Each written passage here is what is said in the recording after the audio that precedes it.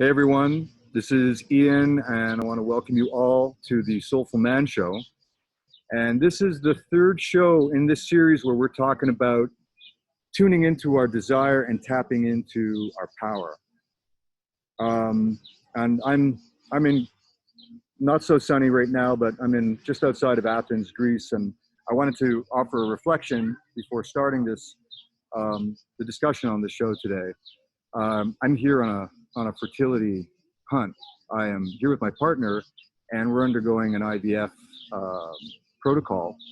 And I'm 51 years old, and my partner's 48, and we want a child. And the statistical odds, the medical odds for conceiving a child at this age are reportedly not fabulous. And well, it's put us in a position, as it does for anybody who wants a child, to decide if they really want the child or not. And we really want a child. The alternative to having a child is not having a child. There's not too many alternatives to that, unless you want to consider work or other types of worldly endeavors to be alternatives to that. But we want a child, and we're fully invested in it. And it's been a really vulnerable journey into deciding what we want and investing our energies in that. It's, get it or don't get it. It's life or no life. And it's made me think about my own life and just in general how vulnerable it is for us to decide that we're going to do anything at all, invest ourselves fully in that thing, and really go for it. There are lots of alternatives in life to, doing the thing that we want, and we all do fall into susceptibility to moving away from what we really want because it's hard to fail. And so it made me think about that. Today I was thinking about that as we just came back from the fertility clinic. And I wanted to share that with you and now introduce our guest speaker today, Garth. And Garth runs the Universal Brotherhood in Toronto, Canada, and it's a fraternal forum for evolutionary men. And I'll let Garth talk a little bit more about that, but welcome and joining us, Garth. Thank you very much. Happy to be here, Ian, and happy to be joining you in Greece. Yeah, we were just talking a little bit about before the show started. Just Garth hasn't been here before. It's one of the many countries that he wishes to visit here in Europe. And Garth, what can you tell us a little bit about the Universal Brotherhood? Yeah, I'd be happy to do so. Basically, I started this forum a few years ago with the intention of bringing men together who might not otherwise have a chance to engage with one another in the name of building bonds and building better men. That's sort of the nutshell that I give it. I say it's a forum for evolutionary men, which is to say that I'm interested in men who are interested in their own personal growth, development, and evolution as humans and as exceptional men living authentic lives. So that's sort of the nutshell of what it's about. There are 5 foundations on which the organization is based, and those are strength, wisdom, integrity, prosperity, and compassion. And when I think of each of these, it's not in a sort of linear or diminishing sense, but in a very holistic sense. So, we're not just talking about how much you can bench press. We're talking about your strengths from an intellectual, spiritual, emotional, mental place as well. And the same applies to all the rest of the other 5 core foundations. So my aspiration is that men who are party to this particular platform will be proactively engaged in pursuing and developing these particular facets of themselves with an intent on being better human players and human contributors to a better world overall. Love it. Wow. Yeah. That's beautiful. And I'm happy to say that although Toronto and Canada is and will remain the epicenter and home base from which this has sprung, since that is where I am based, it has now expanded into other parts of the world insofar as I have a presence in the United States, a presence in Africa, a presence in Europe, and also a presence in Asia. So we are steadily and organically developing a network and a community of men who speak this language. And Ian, you're most certainly a man who speaks this language, which is why I'm happy to be sharing this time with you. Awesome. Yeah, we definitely do speak the same language.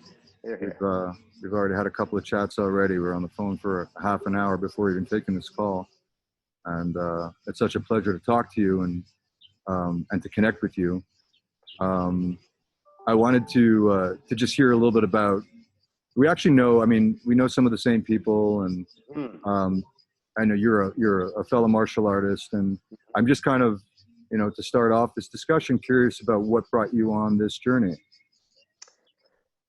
Well, I guess that's probably the answer that everybody reflects upon at some point in time. I'll be reaching the fine age of 55 as of September coming, so I'm looking forward to arriving at that particularly well-balanced milestone. And I think that this has been the course that has been charted for me for a very long time. I've been interested in human potential development ever since I was a teenager. I guess the martial arts has uh, some part to do with that, of course. I've always felt martial arts is a spiritual as well as a physical practice, an emotional and physical and spiritual practice, all of it. So that's been a sort of guiding thread throughout my life, is in pursuing that particular discipline. But I've always been very, very interested in what it was that we were capable of being and seeing and doing. And so with myself as the tester, my walk has been very much along the road less traveled in trying to develop and hone and harness the best aspects of who I could be as a human. And, in the latter years, more so with a focus on myself as a member of the quote male gender or as a man.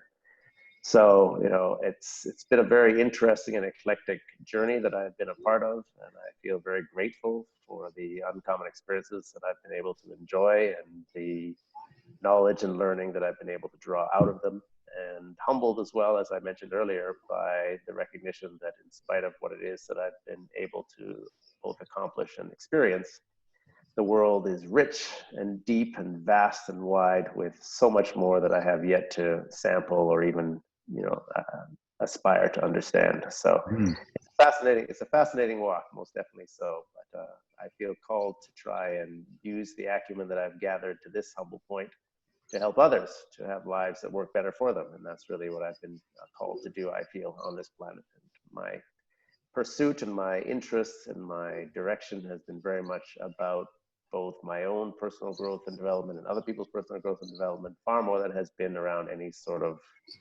uh, pursuit of financial wealth or material gain. That has not been of great interest to me. My primary interest has been around developing relationship and human capital. And Hmm.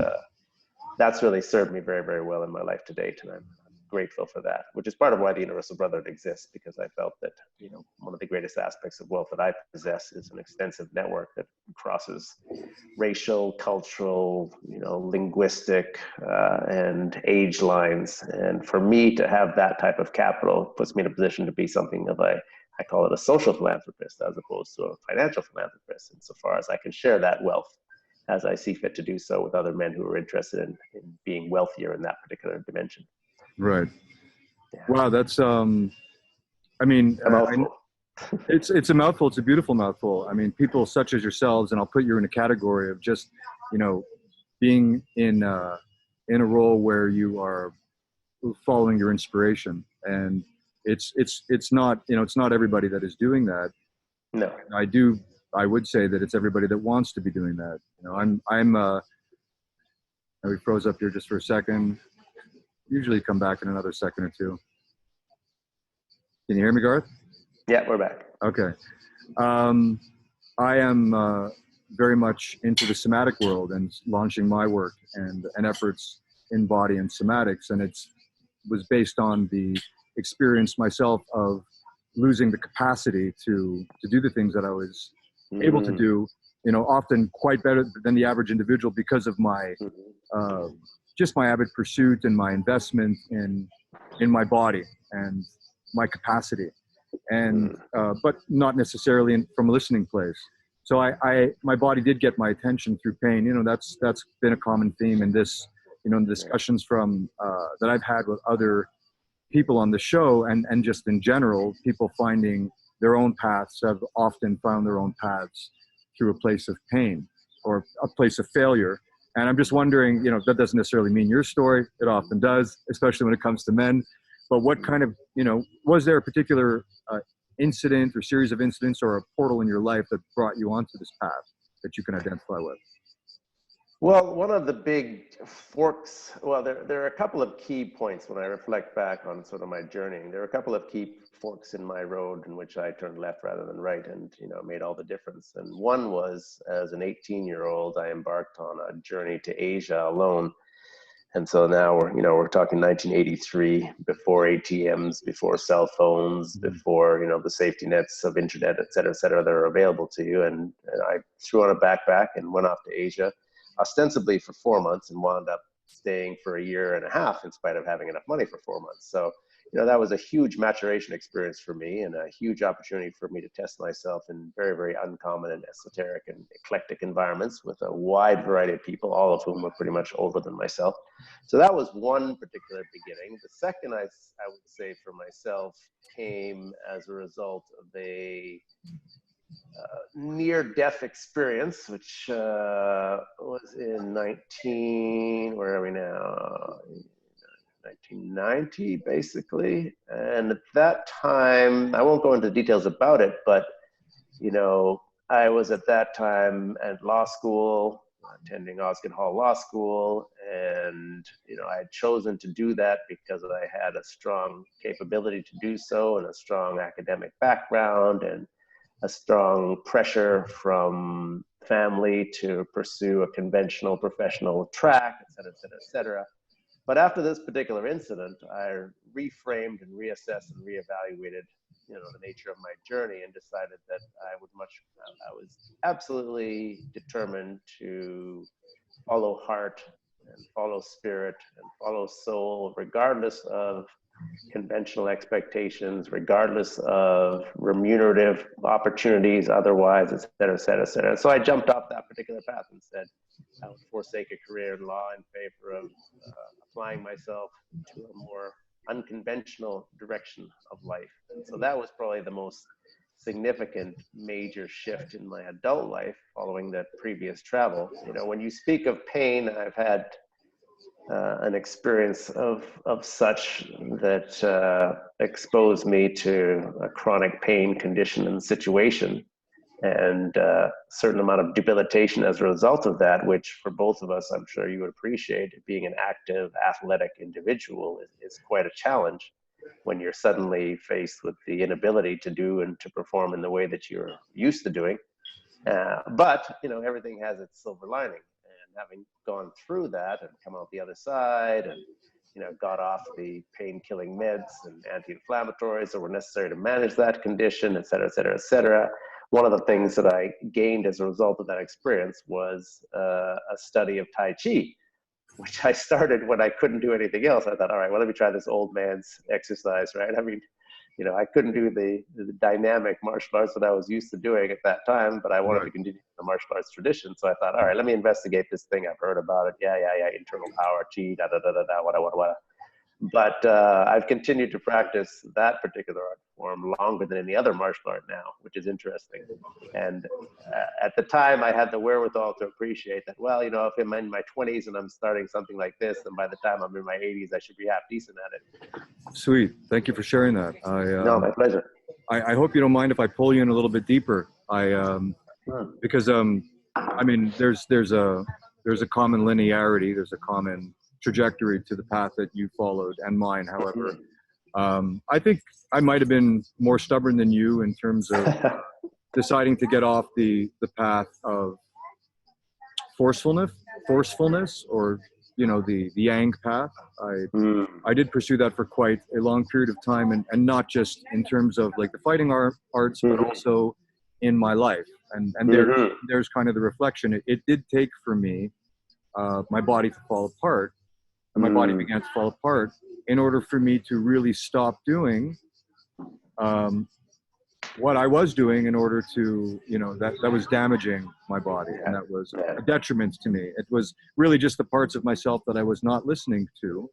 And then in stopping to do that, I also eventually found a pathway that was able to help me and was able to heal me. And I have discovered that, at least in my own experience and in the experience of other people, that pathway is often one of pleasure, or there is an aspect of pleasure, or some, you know, an aspect of what feels good in that path that people then do discover. And that brings me to the topic of desire. So I'm wondering, you know, if it's Tai Chi, then let it be Tai Chi. And if it's perhaps some other, you know, some other part of your journey, you can share maybe what began to feel good for you as opposed to what didn't, in that transformation. Well, in terms of so desire and what felt good, you know, I think that the answer to that is pretty much the same for everybody. You feel good when you feel aligned with your sense of purpose, and you feel aligned with the things that are naturally part and parcel of who and what you are. You know, the authentic expression of self is the best place in which to be vested if you want to feel good, whatever good means to you. I mean, it's a subjective state of being. Everybody wants to feel good, and nobody can tell you that you're feeling good. You know, only you can tell yourself, or assess and evaluate the degree to which you feel good, contented, satisfied, fulfilled, on purpose, you know, on calling, whatever the case may be. So for me, you know, the leap off that I took, the big jump that I took out of a pursuit of a legal career and an involvement in a profession that I recognize as being socially valuable, but I did not feel was entirely consistent with my own interests and pursuit of truth. The legal profession, of course, is predicated on proof over truth, and it is not steeped in, you know, whatever the big T truth construct is. It's based on your capacity to be erudite, to be well-spoken, and to be capable of mounting an argument that is more convincing than somebody else's, and to present evidence to support that. So, yeah, there's much there, right? So for me, you know, in answer to your question about what feels good or what has felt best for me,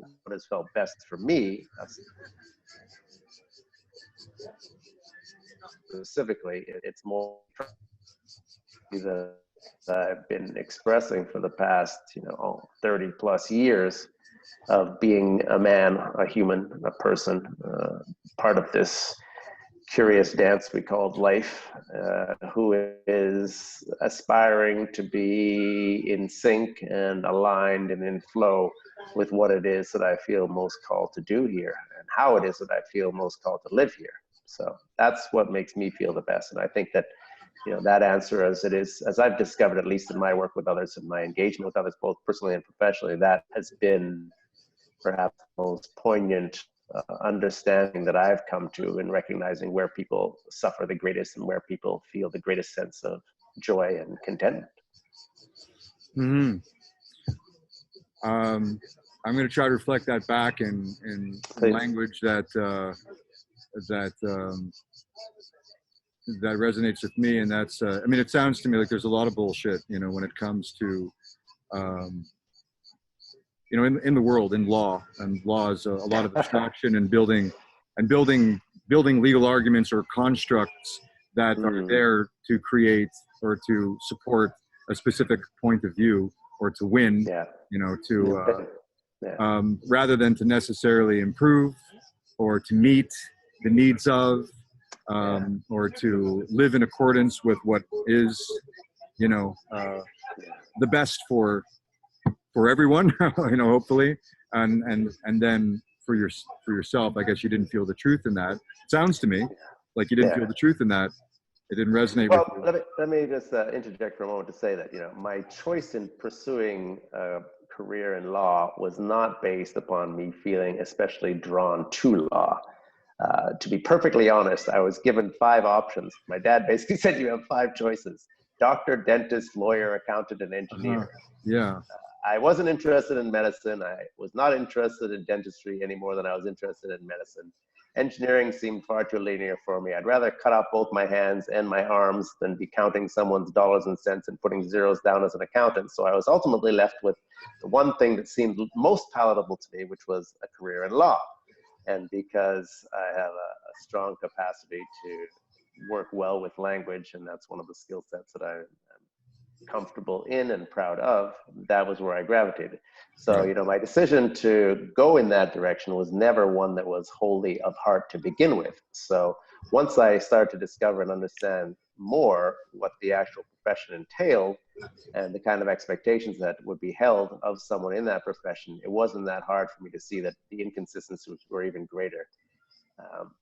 And so to depart from that particular trajectory and that track was not that difficult once I had that insight. And then I had that impetus of having, you know, a major opportunity to reassess and reevaluate why one would be doing something that was inconsistent with their own sense of authentic being and inconsistent with what it is that they felt most called and most interested in doing. Like, I mean, you know, whatever anybody believes, whatever anyone thinks about the nature of this dance and whether or not it's a cyclical experience that we go through one life to the next, experiencing, you know, as I've experienced it, this is a linear journey that I'm on in this timeline, and you can't turn the clock back. And so it's valuable and very important for you to take stock of that as a simple truth of sorts, and to use your time wisely and well, such that you don't arrive at a point with great regrets for having not done so and not having been truthful to yourself. Because that's the thing that I see most often people suffer from, is that they arrive at a point in their lives where they're reflecting back on decisions made and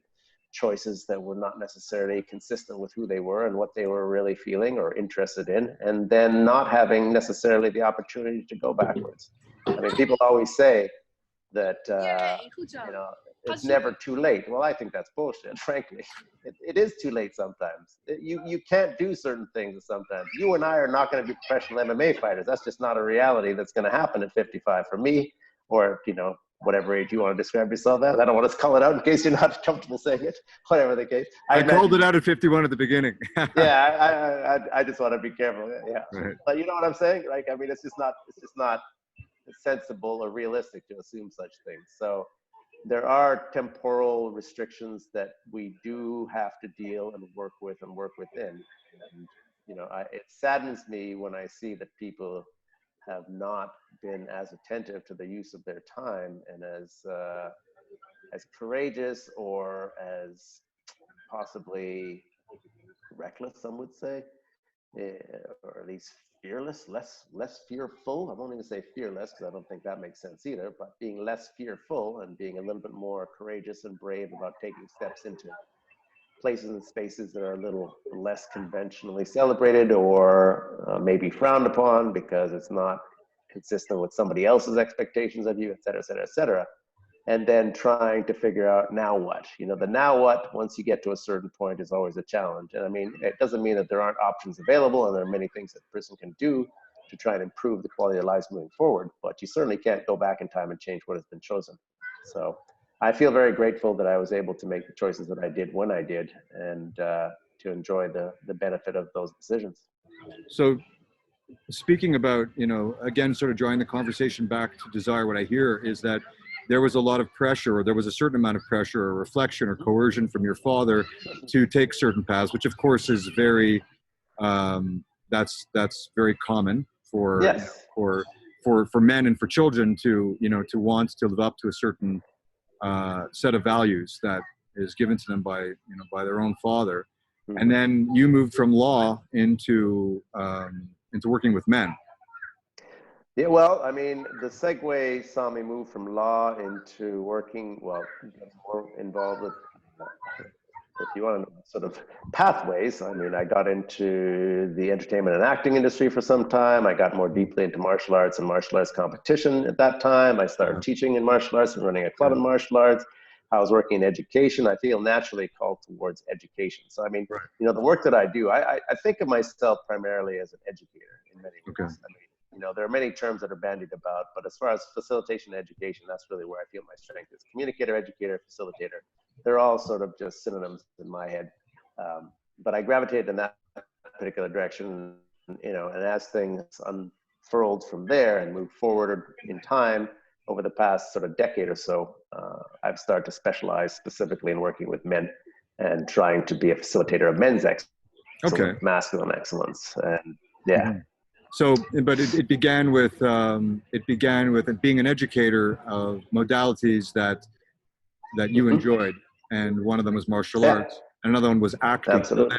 So then moving into those, and you moved out of law into completely, like fully immersed yourself into the world of martial arts and acting.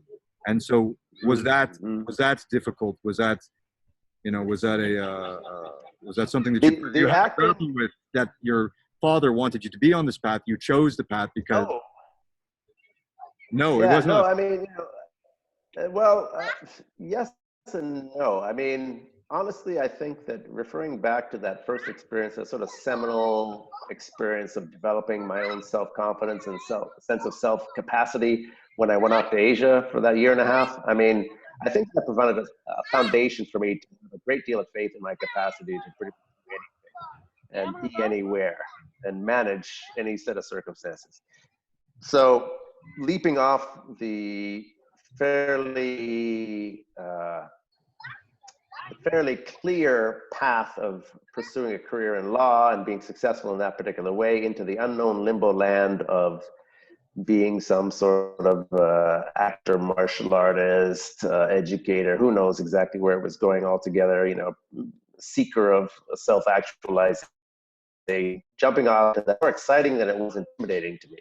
Because one of the things that I actually didn't like about being in law was the sense that I had of seeing how clear the path was ahead. You know, you finish law school, you do your articles, you complete your articles, then you go and, you know, get a job at a law firm, then you slave away at the law firm for a bunch of years, and then maybe they promote you. And, you know, I don't personally like that, that kind of, I don't know, clear expectations that being set before me. I prefer the unknown. I find the attraction and the interest and the dynamism of not knowing much more interesting to me than the certainty of that kind of state distance. So for me, Mhm.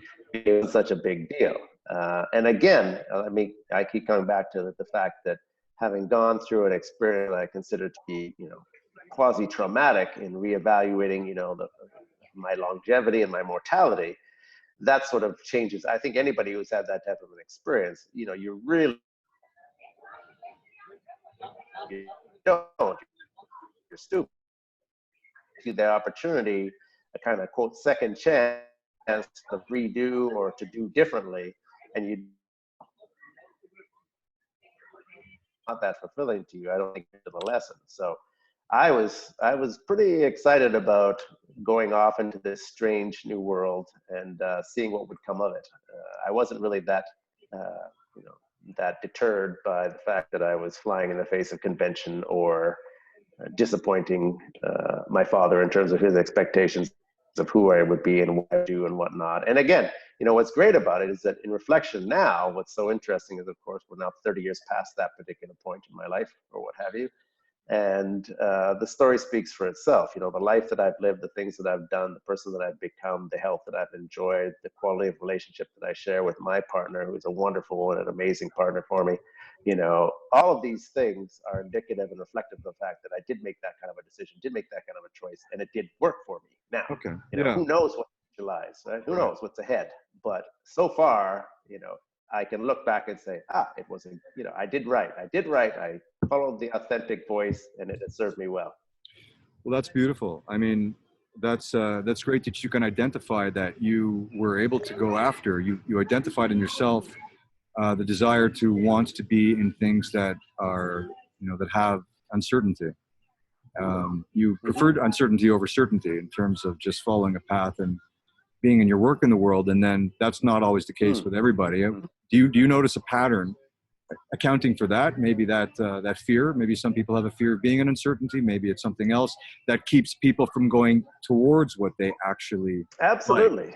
And I mean, I'll trace it back again. As I said, I think that, you know, and this is a really important point, because nowadays a lot of what's happening for me is that I'm having my friends are sending me their sons, you know, in their 20s or what have you. That's one of the main sort of client demographic that I'm starting to have.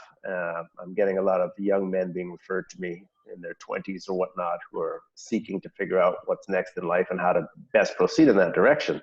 And of course, it makes a lot of sense. I mean, one of my great adages is that between 20 and 30, most people are called to make some of the most important and significant and impactful decisions of their entire life with the least amount of skill, wisdom, experience to do so. So, you know, then they end up in the 30s to 40s trying to figure out how to fix or manage the decisions they've made. And then maybe in the 40s, they sort of, hit that quintessential midlife crisis sort of thing. So I think going back and looking at my life, what happened for me, which was really poignant and relates to this issue of the young men, is that I had the opportunity to be tested early and to have my mettle tested early and to have my skills and capacity for self-management, self-direction, self-growth, self-competence tested very early.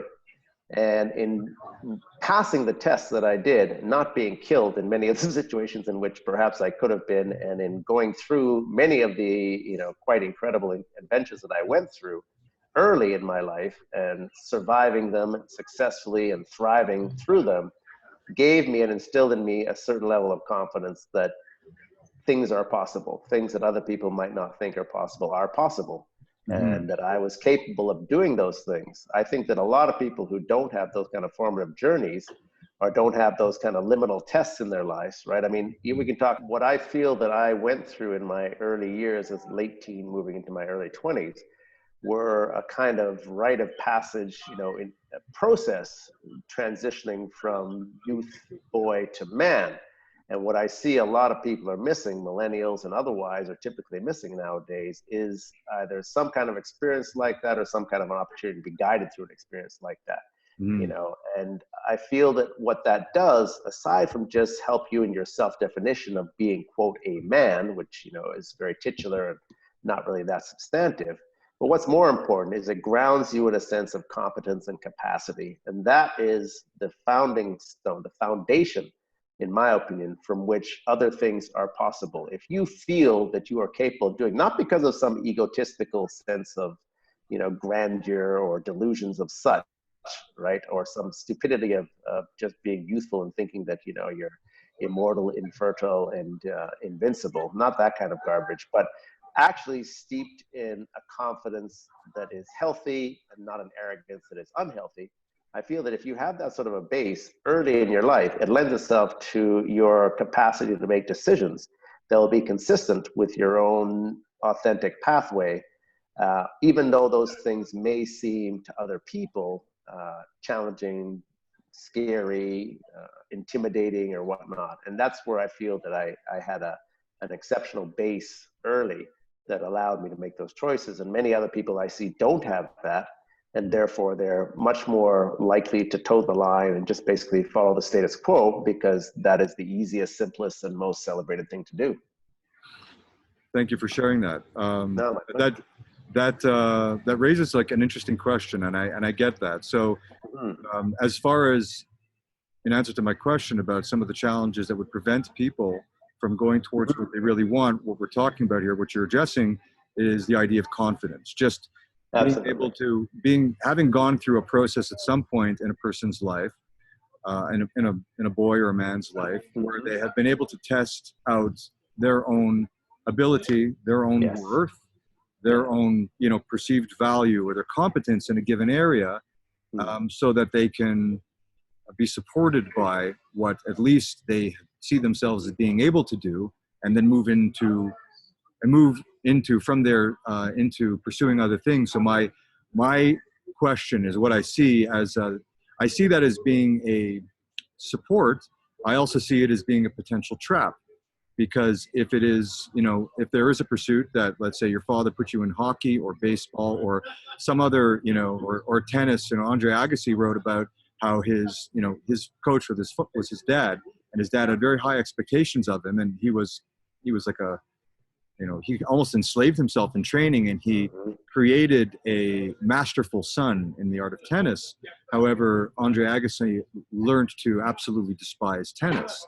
However, he also had an entrenched relationship whereby he couldn't escape it. It was a thing that he was always trying to prove himself and measure himself up again. So I'm just wondering, in your own, by your own assessment and working with other men, just, this idea of men have proven themselves in an area that either they've just come through or they've come through for their father or family, and then, potentially getting stuck in that, in that area. And it's perfect that you segued into that particular commentary about that, because what I was going to say as well is that, you know, a great part of where I see the strength lie is part and parcel of the same argument that you have in favor of people diversifying their portfolio of understanding and acumen.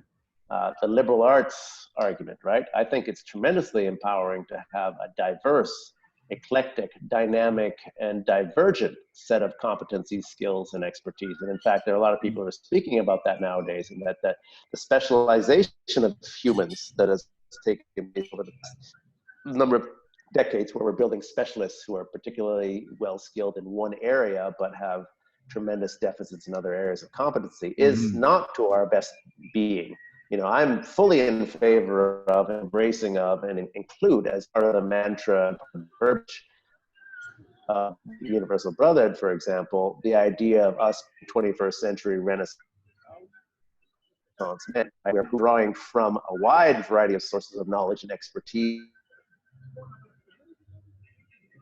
Open-minded, we are embracing, and as we pull all of these different bits and pieces together and attempt to synergize them, that is where we find our greatest sense of competency, power, and capacity. So that's where I see that many people fall and fail, is that because they become so focused and linear in their expertise and understanding, they do not have a broad understanding of really who they are, what they're about, and what it is that they're capable of doing. You know, just because you're exceptionally good at one particular skill, which the world will celebrate, you know, the world's looking and interested in having people who spend the vast majority of their time doing one thing and doing it very well. But that's because the world doesn't really care about those individuals as wholly accomplished and actualized people. These individuals who have such expertise are interesting to us because they demonstrate that expertise, and we get to be observers of it. Of the day, nobody knows how those people feel, and we see this so often. You know, I work with athletes as well as one of the areas that I'm interested in, working with athletes, and you see this so often. The rest of their lives can be in shambles, and you know, their understanding of themselves, their comfort within themselves, their relationships, etc., specialists are very, very poor in managing and balancing the other facets of their lives. And I think that's where so many people fail and fall, is exactly that. And the Agassi story was just one of many. I mean, people always wonder, why is it that celebrities and people who are making millions and are, you know, feted for this, that, and the other end up killing themselves, or, you know, falling apart because of abuse or misuse or alcohol indulgence, whatever the case may be? Well, clearly there's a problem. And clearly, just because they are celebrated as being exceptional with one particular skill set, it doesn't mean anything about their have a holistically well-balanced and healthy life.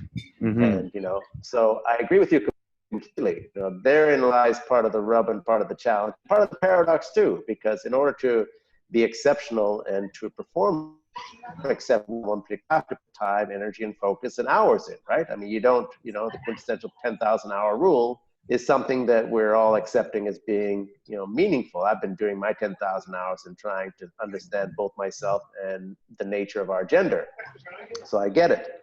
But the broader, the wider, the more holistic your scope and scale of exposure to understanding, to knowledge, to people, to uniqueness and difference and similarity is, I think the more whole you become as a being, and the more that you can draw upon to apply to your life in a meaningful and effective and constructive manner. Aho, I love that. So right? we're talking about diversity, and I think we're talking also about the argument of, you know, how formlessness can help and contribute and help guide form, which now you're talking martial right. arts with me, brother. I can hear that word coming out. Yeah. Yes. Yeah. Be like water. And say it, brother. Say it. It doesn't always. It's not always modeled in the martial arts world. Like in my particular experience, it was freestyle dance. I really just kind of breaking out of what was really any kind of guided form of movement for me, allowed me to see the value and the truth, you know, that lives within inside this my own body. So yeah, freestyle, or the formlessness does speak of an endless amount of diversity. So diversity, and then if you if you are, let's say, talking to a 30 or 40 or 50-year-old, person who has kind of painted themselves into a corner, or has not given themselves that diversity, or have not gone out and taken the risk, or have not gone out and proven themselves in even one realm, or a variety of different realms, and it's just not where they want to be at. What is your, how do you help to guide young and old men back to a place of figuring out what it is that they enjoy or want? Yep.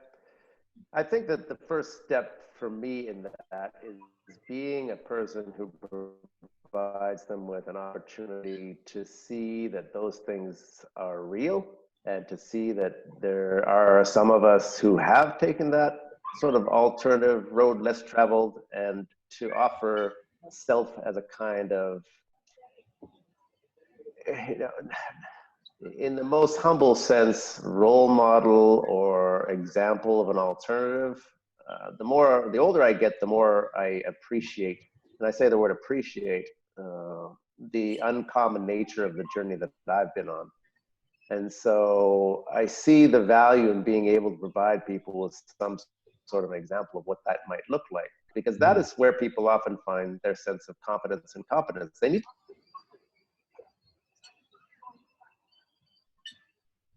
until Michael believed he could be, you know what I mean? And then as soon as he was, other people believe maybe it is possible to beat the invincible Iron Mike. And that's a pugilistic example, but it's very, very true. We're monkey see, monkey do kind of animals in so many ways.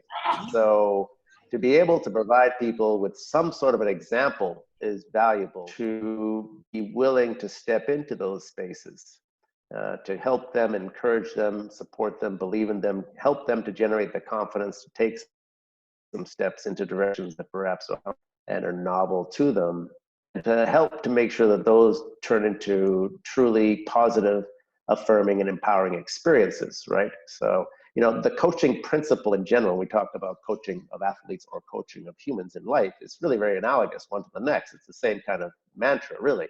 You're trying to help people to experience and develop and fulfill a level of potential that they perhaps are not aware that they possess, and to show them what's possible. What is it that they can do without them breaking in the process of trying to figure that out, right? I love, and I want to make another comment to you that you don't know, is that, dance and martial are always, to me, very intertwined. And in fact, for me, they were very much so as well in earlier years. I was involved in dance myself, and was actually recruited to be part of a professional dance troupe traveling to Asia. And just shortly before that was all going to kick off and happen, believe it or not, I was also doing martial arts at the same time, and I broke my foot. And the rest, as they say, is history. I mean, that changed my direction of my course forever. And martial arts ended up taking precedent, and dance sort of got put on the back burner. But as I am growing older and wiser in my years again, and my wife is an amazing dancer and choreographer, and she's very much a part of she's very, very well connected to her sense of kinesthetic movement, et cetera, et cetera, et cetera. And, it's interesting for me to reflect, and hearing from you as well. And I just want to give you big ups and props on this, Ian.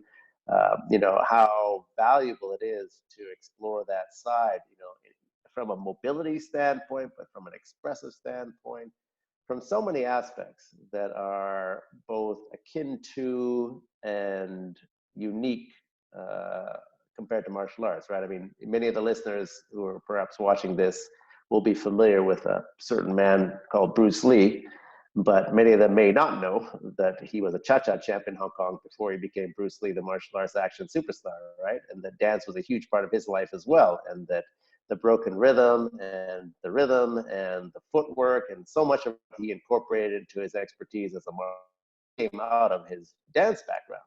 So, the two I find are very, very curiously aligned. And I've always said that if I were to choose any two athletes to be great martial artists, it would be dancers and gymnasts, because they have such a great understanding of their body's movement through space, and how to, and the musculature and the control is just so exceptional compared to most other sports and athletes. So kudos on you for continuing to explore that side of your own evolution, and to help other people do so, Ian. Yes, thank you All for right. those kudos. And on the continuum of form and formlessness, where where martial arts is the training, the discipline, and the guided, and the form, and it is a sort of a specific path to achieving something that has a rather narrow purpose that can bring people into a broader understanding of themselves. Dance is on the other side, or freestyle dance is on the other side, which is a place of just Yeah. learning to move because you want to move that way, Yes. and just being in a place of just giving yourself the freedom to have to do things because it feels good and because your body wants to do it. And when you Yeah. learn that, when you learn why to do things that way, for me anyhow, it did transform my entire martial arts repertoire, the way that I did everything in the martial arts realm and everywhere else. And I wanted to reflect back that it sounds to me like what you do offer people and what you probably are telling people here, in pursuing that which might be is something that people might want to try, in pursuing things that might be challenging or scary. What you're suggesting for people to look for is support or commonality or coaching or modeling from others, to get some kind of a support system, a brotherhood, a friend, a men's circle, or whatever it happens to be able to give that reflection and guidance and support that people need to do something new and challenging and risky.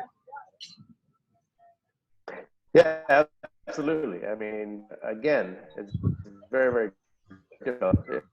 I was probably one of the first people way back in the day who really pointed out and helped people to appreciate the value of role modeling, right? I mean, NLP is all about that. There's a whole bunch of dialogue around the importance of that. And again, what we see and what we appreciate as being possible provides us with a context and a framework in terms of seeing ourselves also being capable and possible of doing certain things. So when you put yourself in the company of those who are reflecting back to you the traits, qualities, and behaviors, and also the morality that you find noble, or you find empowering, or you find worthy of pursuing for yourself, then you're far more likely to be expressing it or demonstrating it. I mean, same thing. The people that you hang out with are indicative of the kind of man or person that you're going to become. And I keep saying man, and I'm very, very careful to make people realize that I don't have any misogynistic leanings whatsoever. In fact, it's the opposite. Part and parcel of the Universal Brotherhood, one of our core tenets is that we expect to be men who are wholly supportive of helping and supporting women in finding their full potential and recognizing them as an oppressed group in the world, and in being champions for them, and in making sure that we step in and step up to prevent so much of the abuse and so much of the mistreatment of our sisters in the world. So it's not about that whatsoever. But at the same time, I'm not interested in throwing the baby out with the bathwater. I'm very interested in men being able to celebrate their dynamic aspects, their divine masculinity, much like the feminine and divine is talked about all the time, and their greatness as men, unique aspects that they hold. And that's, really for me about reclaiming and reappropriating the concept of masculinity as a positive thing and not as something that is associated with either misogyny or misuse, which is so often the case. So that to me is a hugely important part of this mission. And again, as a man, then it speaks very importantly to who it is that you associate yourself with. I mean, if you're hanging out with, boorish men who have lowbrow ideas about what it means to be a man, or how it means, how it is to treat people, both men and women, then it's quite likely that you're going to assimilate and be a part of that type of philosophy of being.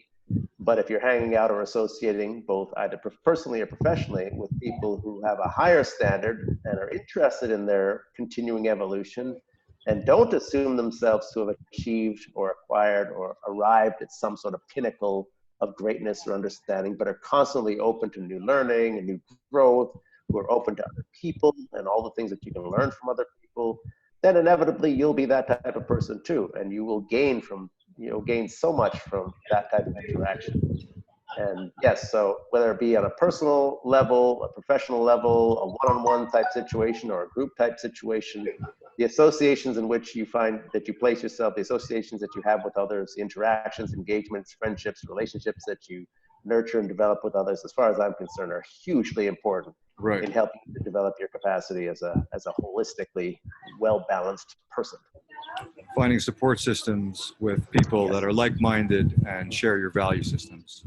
Yeah. And can augment and enhance those. You see, that's Mhm. really even the next stage, really. I like to think of myself, and this is sort of a metaphor that I use to describe myself. I like to think of myself as a parabolic mirror. You know, I'm not merely showing you who you are, but I'm showing you who you can be. And lies the difference as well. And so many of the times with men, you know, so many men are insecure and distrusting for them to help other men to grow because they're kind of by those men's success, or somehow feel that they're diminished in the face of somebody else's success. I don't believe in that at all. I completely disagree. I think it's very, very important to be able to have the confidence to celebrate another man's successes and to seek, you know, wisely and sagely seek to augment, enhance, and empower other men to find their greatest potential, and to feel good about doing so, and to feel, you know, wonderfully empowered yourself. I mean, I feel great about seeing people thrive. You know, that's really what makes me feel the best. If I see people thriving and doing better than they did the day before, you know, that to me is the greatest testimony, or the greatest gift that I can receive back for my effort. Okay. I love that. I'm going to parse it just in my words because it's what I do. But, I love it. you know, like just, you know, in terms of like better, I think better is a matter of bringing out our potential, right? So this is a matter of growing. It's a matter of developing. I want to bring out more of Garth. I see something in Garth that's more of Garth to bring into the world, and that juices you up. That's what we're inspired to do. You see something more there. You want to help someone else bring up more of what's already there, and I guess that's what I'm saying. Your definition of better is in this discussion. Absolutely, yes. Well, and you know, the key point around that you just hit on, which is great, is the fact that it's not for me or for you or for anybody else to determine another individual's betterness. Mm-hmm. You know, it is for that individual's value, how it feels to them. You know, that's my opinion around it. It's like, you know, what is your goal? What are your desires? What are your things that you need or want to feel better? There are two parts of this dialogue. One is in helping you to assess and evaluate what your wants and needs are, and get clear about those and recognize the distinction between the two. And then second is to help you achieve and acquire those wants or needs, right? Yeah. But I never want to impose upon you my idea of what your better is. I want you to have an experience that is self-reflective, that gives you the opportunity to say, hey, I feel better. You know, this is good for me. You know, if it's good for you, you'll know it, and you'll be able to hold on to it and or to continue along a track that helps to develop it even further, right? That's really important. Beautiful. You know, objective measures outside of oneself are not as important by any means to me as the internal evaluation that we make of ourselves. Thank you for clarifying that. Thank you. We're going to wrap up, and I want to thank you. It was really very engaging discussion, and thank you so much for sharing all of what you shared here today. And I think we can go on and on and on, but we could, and we will on another call or at another time. And I know, Garth, that you've got a gift offering for everybody here today, and if you want to let people know what that is. Yeah, well, I would be willing to offer somebody or an opportunity to engage with me on a one-on-one basis for inaugural chance to see and feel what it is that I am able to offer to them. So I will leave it to you, Ian. I'll give you the details of how to contact me around that. And for those who are interested in a session with me, that will be directed to inspiring, empowering, and enlightening them in some way, shape, or form, and a sort of sample. I would offer them an opportunity to try that out and see how it works with them. That would be my humble offering of a gift to them. Well, that's very generous of you. Thank you, Garth. And by the time that people are watching this, that information will be provided, and you can access that information on the button on this page. Just click on that button. You'll get more details on what Garth is so generously offering. Thank you, Garth. Thank you here from Athens, Greece, and very amazing talking to you today. Thanks for your time, and absolute pleasure. Thank you, Ian. thanks to everybody for watching. And we are going to be here again tomorrow with Ruan, so hoping you come by for that. Bye for now. Bye for now.